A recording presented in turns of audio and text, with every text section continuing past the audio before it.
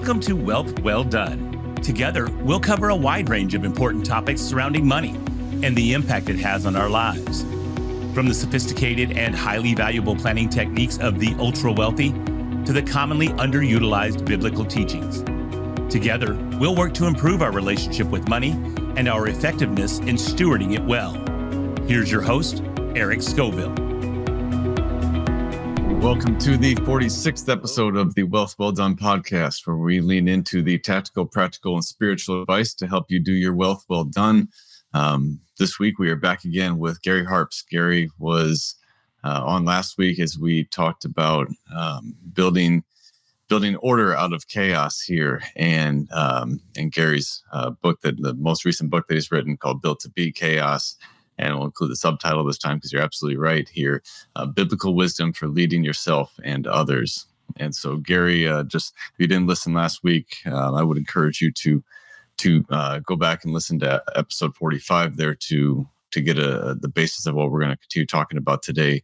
But Gary's he's built 3 successful businesses in his career. He has written 3 impactful books, and now he is we'll talk a little bit, hopefully, toward the end here, get to talk a little bit about LeadFirst and what you're doing.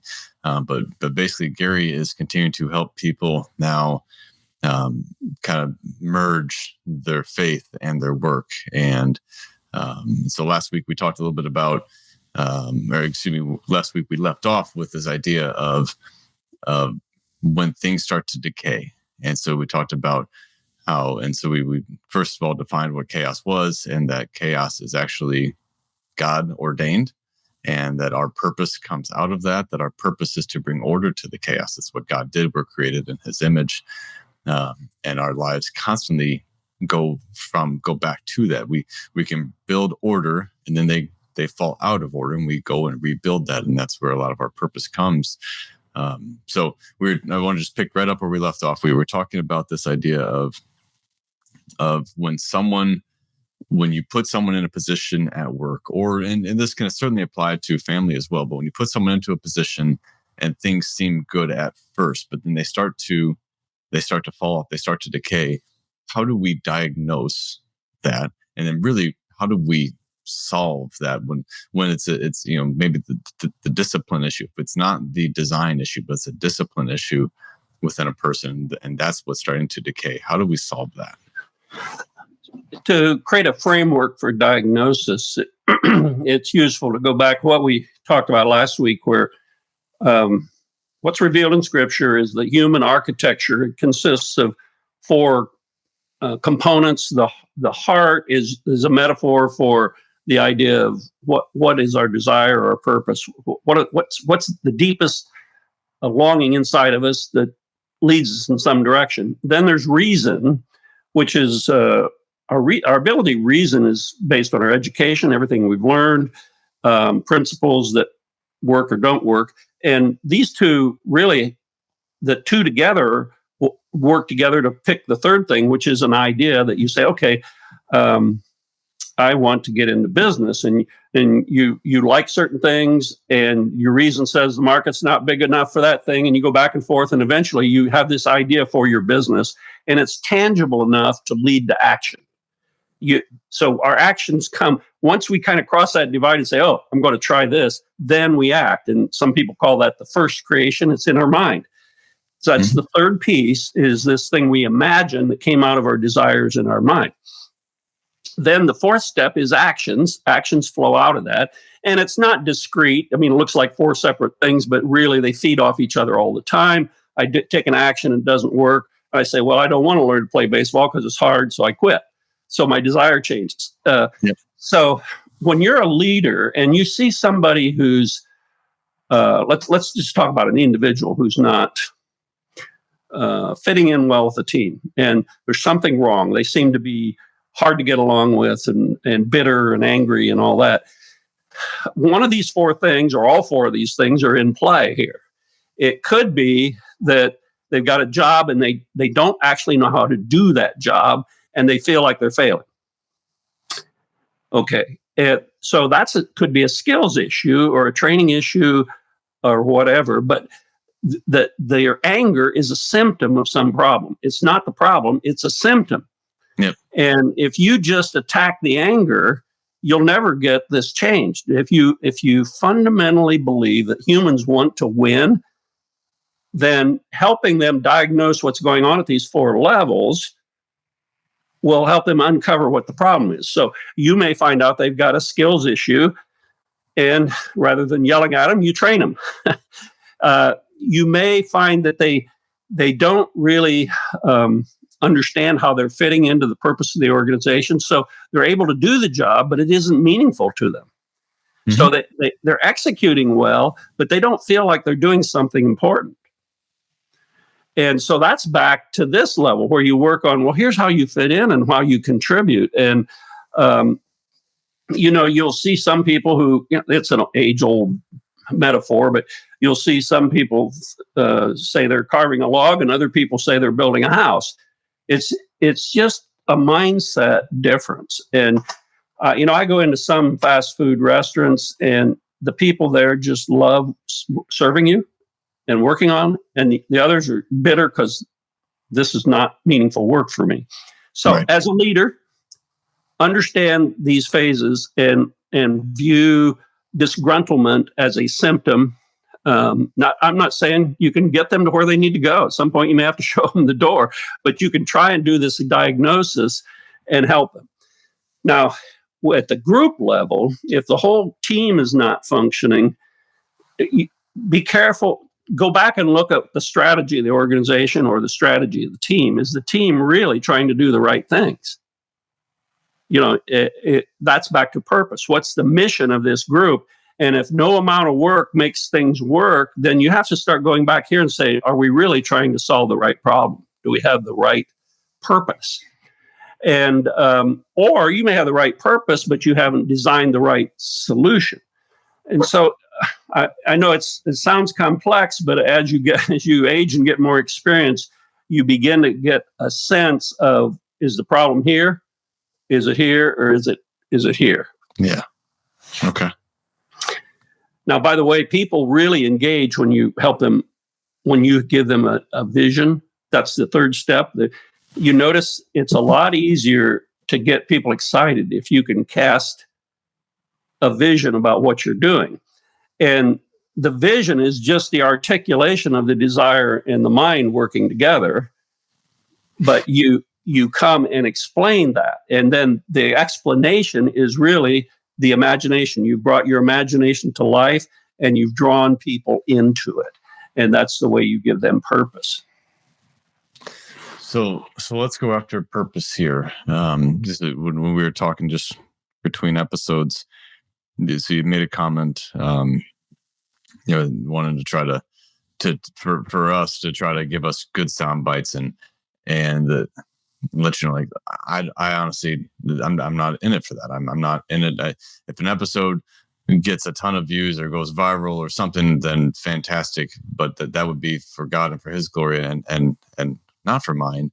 But my purpose is to create this podcast because I'm listening to Him and we're trying to help people who are either already kingdom focused to manage their life, their business, their money, their relationships better, or mm-hmm. to help people who are just seeking the tactical advice to manage their money, relationships, life better, and helping them understand just how applicable the Bible actually is to them. And if they've been turned off by the church or other things like that, and they've walked away from God or have never been introduced to God, often, especially in America, it's they've been, someone who's representing the church in their eyes has done that poorly, which we all do. Mm-hmm. And, some hypocrites, some terrible action or something like that, that's caused someone to say, well, I knew of a little girl who died and they say, well, God needed another little angel in heaven. And so therefore how could if there is a God, how could He do that? And so the purpose is that. And if we speak to 6 people, if there's 6 downloads of the podcast or 60,000, it makes no difference to me. And then you said, well, there you go. That's your purpose. You have your purpose. So therefore you're not controlled by what other people think here. And it dramatically simplifies your life. Because the alternative to you doing what you're doing is you could be looking at all the leading podcasters, how many views they got last week, and you'd be thinking, oh, how do I get that? And pretty soon your life is incredibly complicated, and it evaporates when all that complexity evaporates because you're centered on just following God. And that's the way most of our lives are. There's way more options out there than we can ever deal with. And purpose, I remember as a young man, as a Christian young man, I was really distracted by the people around me who were discipling me, in the sense of I kept thinking I should be like them. And I would meet one person and I would chase what they were. And then I'd meet another person and I'd chase what they were. And I was just wearing myself out until God sort of, he affirms in Scripture. He says, I've given you certain gifts. You are made just the way I want you to be made, and different than everyone else. And just be a steward of what I've made you, and relax about everybody else. Let everyone else be a steward of what I made them. Boy, life got a lot simpler. So I applaud your centeredness. It really streamlines things. Well, I appreciate that. And I don't share that to obviously not to boast of myself here, but to just talk about, like, once the purpose becomes clear, and I don't view my life as to be uncomplicated by any means, with the different businesses and all that, but it's coming together. And as time goes on, I'm beginning to see how order is coming into this, and what was chaotic is beginning to come into order. And these things that seem to be here, there, and everywhere else are now all of a sudden coming together in this beautiful synergistic way that is so much bigger and better than anything I could have imagined. Yeah. But it's come out of humility and submission. And I'm not qualified to run my life. I am so unqualified to run my life. And when I turn it over to him, I turn it over to God and ask him to do it. And I then try to, it doesn't stop there. I then try I try to take the yoke of take Jesus's yoke upon me and learn from him. And I seek him, and I seek the guidance. I seek the fellowship. I seek the, what his word has to say, and turn it over. It does make life simpler. It absolutely does. And things fall in place. And so, but you also have peace in the decay too. That's true. The other dimension. Well, building on something you said about it makes life simpler. And off camera, we talked a little bit about we mistake what God wants for us. He created us, and he wants this rich experience for us to grow, become more like Christ. And he doesn't really want an easy life for us. He wants a meaningful life. Mm-hmm. Yeah. And so he's got a purpose, by the way, in us. It says very clearly in multiple places, my goal is to make you more like my son, Jesus Christ. And there's no end. This is the God of the universe. He's got every resource available to him possible. And believe me, he can manipulate, cause all kinds of things to happen, but the end will not change. He's trying to make you more like Jesus Christ. And I want to share one thing on, because there's so many things that we could grab into with that. But one thing that stood out to me as I was reading last night, I was in Mark 12, and as I was reading last night, this story that I've heard many times before, a whole new thing stood out. And obviously, the living word and the power that's in that.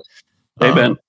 So when I talk about my business from the multifamily office, the financial planning side of what we do, people often, question me, how has it grown as much as it has? How do we work with such high net worth people?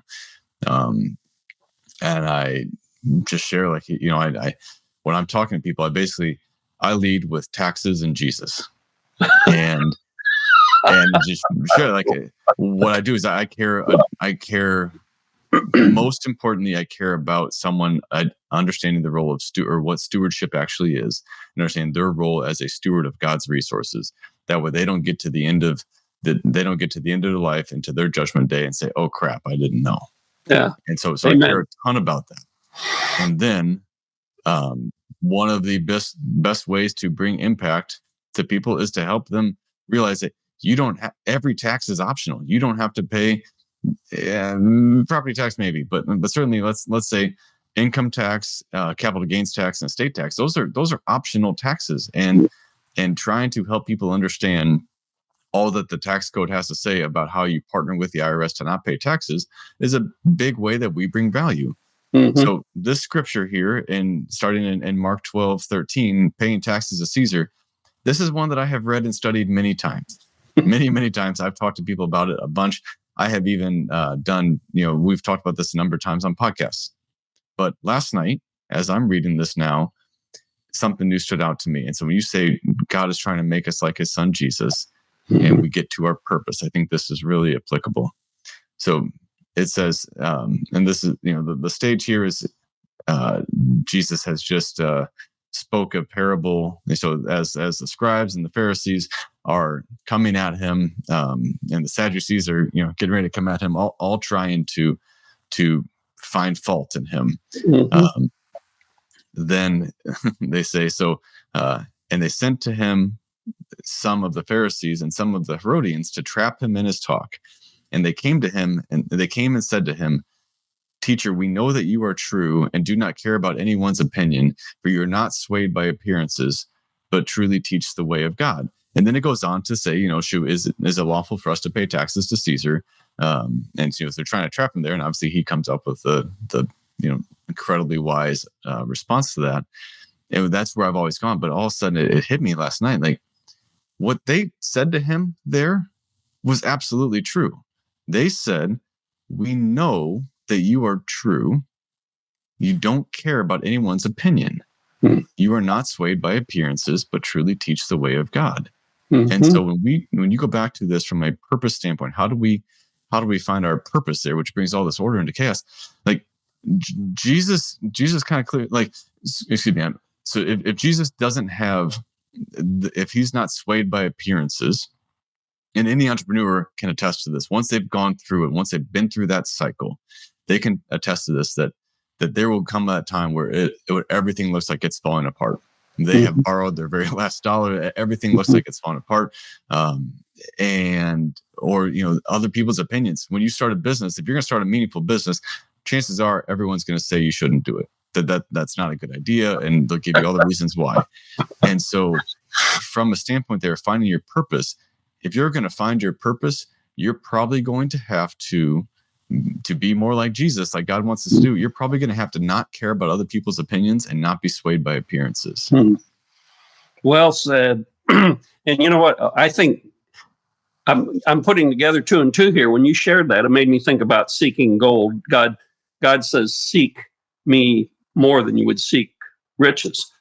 And so purpose is probably the second most valuable thing to Jesus Christ. I mean, because when he gives us his purpose, and so if your life is a mess, take some time and figure out what he's calling you to, because the rest will fall into place if you get the purpose right. So I'm listening to you, and I just think I hadn't really thought about it in those terms, about the simplicity it brings to life and freedom. Freedom for sure. When it's on him, back to me not being qualified, like, and I always go back to trees. There's just so many incredible things about trees, and God has shown me a lot about myself through these analogies. But when I look at a tree that, like, you take a cottonwood tree and forget how many seeds it produces. One seed produces all the seeds, and one seed, one tiny seed grows into this massive tree, and all of the many things there. But the fact that a tree, then a seed attaches to a piece of cotton or cotton-like that will then, at the certain time of the year, at the right temperature, with the right conditions, release and just fly miles away to go replant itself and to spread itself. Like the one who's behind that person, that's what I want being in charge of my life. Because me, like, I can't, my wife jokes about, I tie my shoes with the bunny ear approach, and like I'm unqualified to do a lot of things. And if I can have the creator who figured out that design, let alone all the other designs and how incredible nature is, that sings of his glory. If I can have him be in charge, then it takes a lot of the responsibility off of me. My job You're is to right. be humble and to listen and to do. And it's Amen. not to come up with the plan. And so, or to make it work. And so that's where Now, what's not simplicity fair meets is purpose. you figured that out about 30 years before I did. That's not fair. I might have been put through the ringer a little tougher a little earlier too. I don't know, but okay. So let's go back into this here, because obviously this is incredibly important. It applies to business. It applies to personal relationships, and so we have to reassess our relationship with chaos. That we have to accept chaos and honestly embrace it. I used to I was in a small group with some older gentlemen, and I had figured out that, well, when I controlled my thoughts, and I brought my thoughts more in line with what the Bible tells us to think about these things, and it controlled my speech, and I cut out all the negativity out and all these things. Well, and I started applying biblical principles. Things got a lot better for me. A lot better.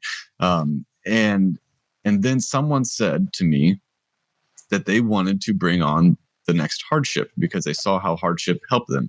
And I just couldn't wrap my head around that at all. I could not wrap my head around it. Why would you want to invite hardship in when the Bible is telling you how to make things more orderly? So changing our relationship with chaos to recognize just how much deeper and better it is on the other side of that. I think that has to be the first part. And Gary, I hope that anyone who's listening grabs what God is speaking to you and now speaks into their heart here, that they learn to embrace that instead.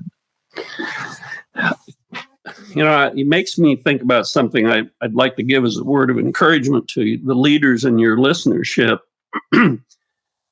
Just like raising cattle, I grew up on a farm, and if you're going to raise cattle, you're going to have a lot of manure. And we get this wrong idea of what leadership is. In the physical realm, God allows us to build things that obey the laws of physics. And so we can build these massive things. I once read the space shuttle at that time was the most complex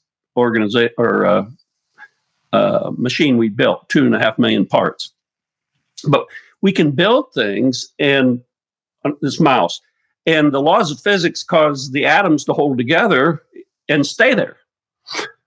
But when you're a leader, you're building an organization that out of components that don't obey the laws of physics. Every single human being is a part of this organization or this team. And yet every single one has a unique set of desires. They got stuff going on at home. And so as a leader, just like raising cattle means you're going to shovel some crap, a leader is called to work with this order of magnitude greater chaos, which is called people. And if you look in a church, it doesn't matter whether it's a church or a business, wherever there's people, there's chaos in the relationships all the time, in marriage relationships. And I just want to encourage leaders that is part of your job, just like shoveling manure is raising. I don't want to draw the analogy too far, but the people are piles of crap. Yeah. we don't have to say that.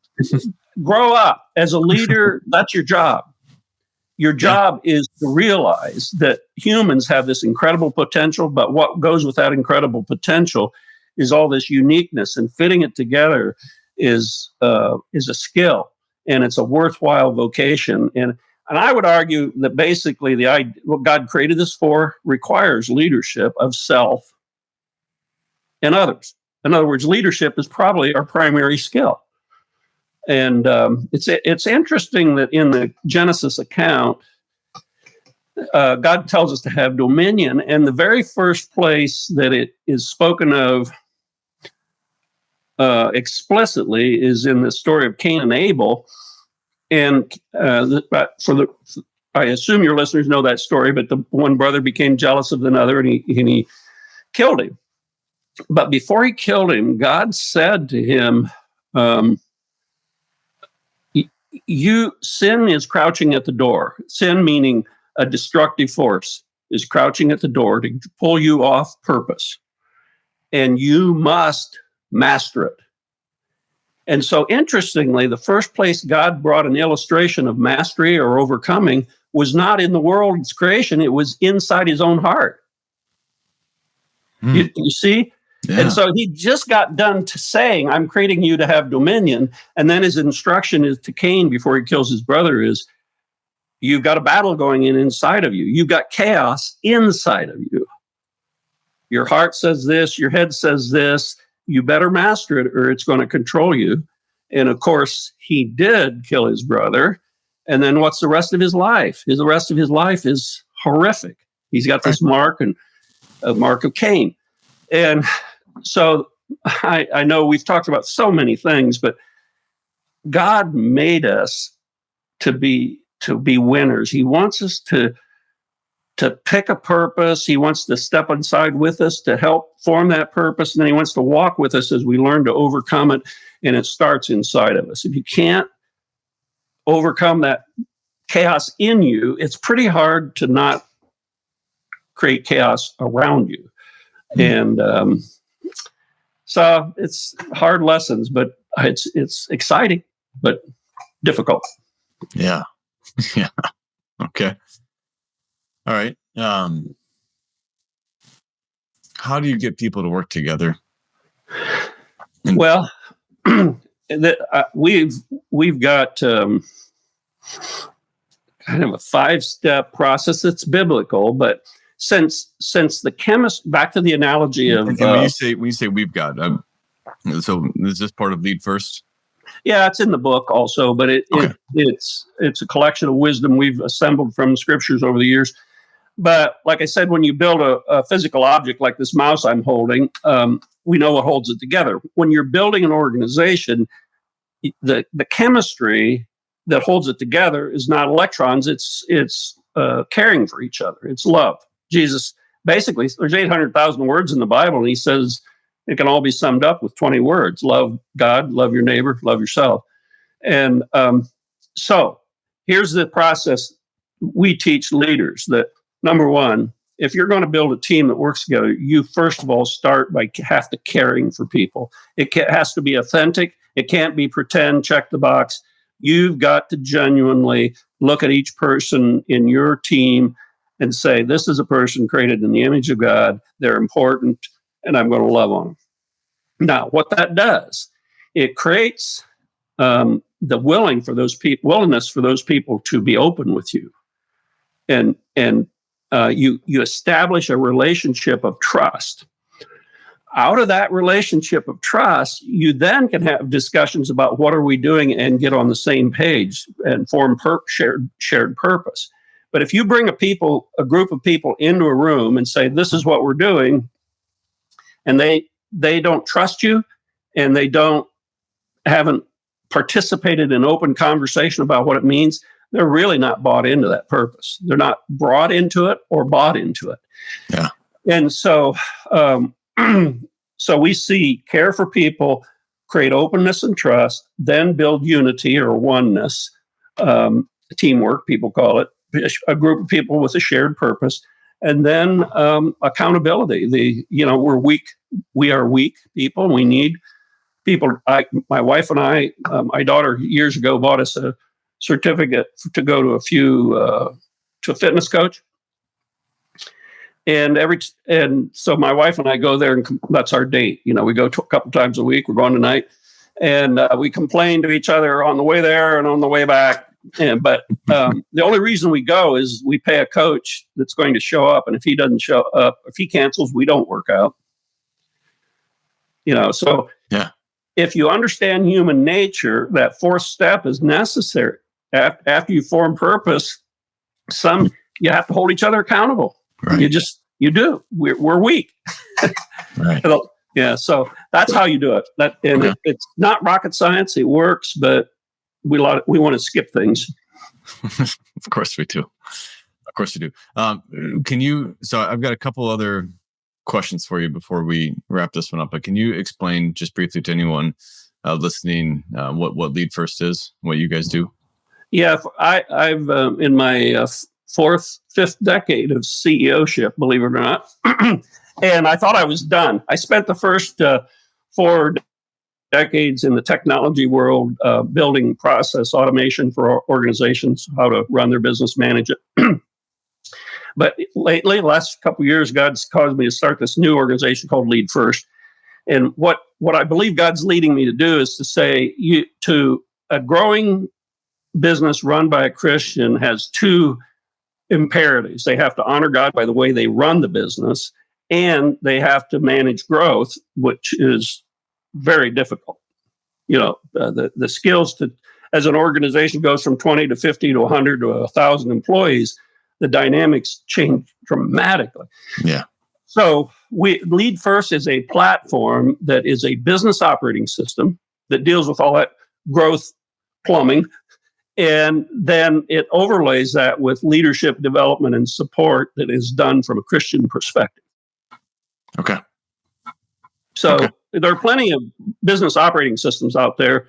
The world doesn't need another one, but there aren't any that are built where these principles we've been talking about are injected into the way it's designed and functions. Yeah, you're absolutely right. I have never encountered one that has that biblical base. Okay, thank you. So you might have answered one of the questions here, but I'm going to ask it anyway. So I want you to speak to the 40-somethings, the 40-somethings, that are, I'm just trying to make it to 50 or 55 so I can retire, and I'm just going to grunt it out through this. Why aren't you on a beach somewhere just kicking back and enjoying doing nothing for the rest of your life? I mean, enjoying is definitely in quotations. I know the truth on it. Well, first, I would give people in the 40s some grace and say, I think it's pretty normal to, at that stage of your life, to kind of do a reassessment. So I did. I know I went through that. Yeah, Halftime's a great book for that. Yes. And so to your question, it's interesting what happens when you become centered in your relationship with God, and He becomes part of everything you do. The seams between work and family and church and society kind of go away. And one person characterized it this way. She said she worked with a balanced mindset. I do so much time with my family, so much time at work, and so much time for God. But an integrated mindset is much more powerful. Mm-hmm. And so when that happens, I don't even think about when I'm working. I just think about when should I not be pursuing my purpose in life? And it's basically when I'm awake, I should be pursuing my purpose. Yeah, no, that's good. And so sometimes I'm talking to you, sometimes I'm talking to my wife, but it's still all the same purpose: honor God. Yeah. Okay. We're going to skip the last question, and we're going to go back to this topic that I had intended to in the beginning, of bringing your faith into the workplace. This is something that I with my first company that I get, the company I was with the longest there, I was with them for 7 years. I thought that God was kind of a taboo topic that you couldn't talk about in there. And I eventually, as I continued on my discipleship journey, I couldn't just keep my mouth shut anymore. And so I started opening up a little bit more. And before long, I had 15 people from that business that were coming in and having individual mentoring sessions with me. And we had a small group, like a men's group, that would meet every week before work. And we started at 7. So that means we're meeting at 6, just so people get up extra early. Doesn't matter if it's cold outside or anything else. They'd get up and come in there to just have some fellowship. And all different walks, different faiths, different, Christian, but different religious backgrounds there. And they found it so incredibly refreshing to have that discussion that they didn't know that they could have in the workplace. And so you talk a little bit about that, of how do you bring, giving someone confidence to go ahead and act on that. I think God for me, God definitely honored it and multiplied it. But how do you coach someone into bringing faith into their workplace? Well, I think the first thing we do is take examples like yours.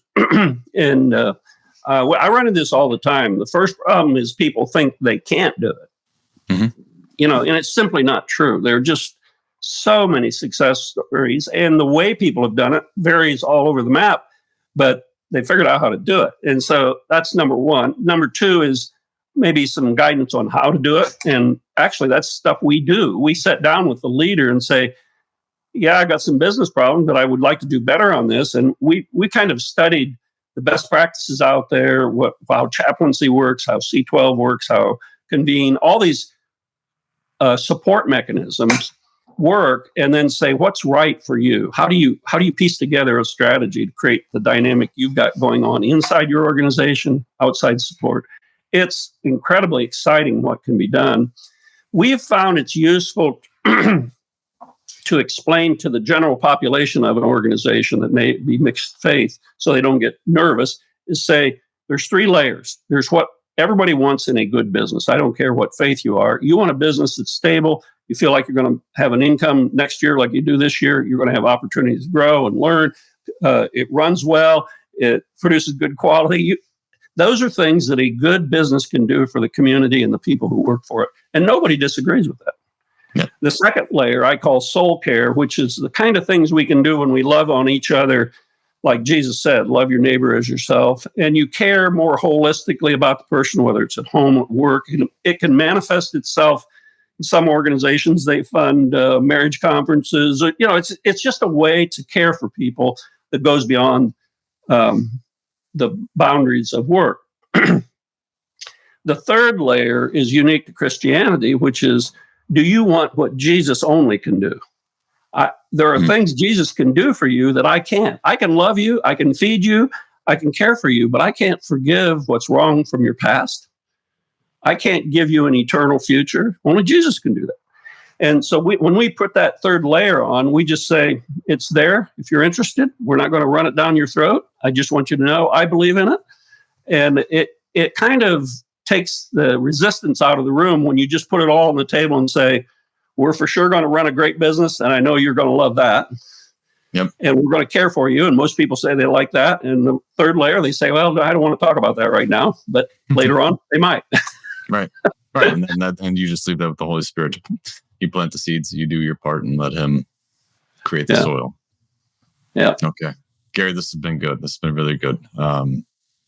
The book, again, is Built to Beat Chaos. And the idea behind this, I love the subtitle here, but how do we, so we got to work on ourselves. We have to apply the biblical wisdom to ourselves and others in leadership. And I would encourage you to get the book. I would encourage you to, if you run an organization and you are dealing with some of these problems that we've discussed the last 2 weeks, man, I'd lean into this. Check out LeadFirst. See what that's about. See if that would apply to your organization there, whether you are the owner or someone else in the organizational structure. Look into this, and then from there, let's try to get a dialogue going, because every organization could benefit from this.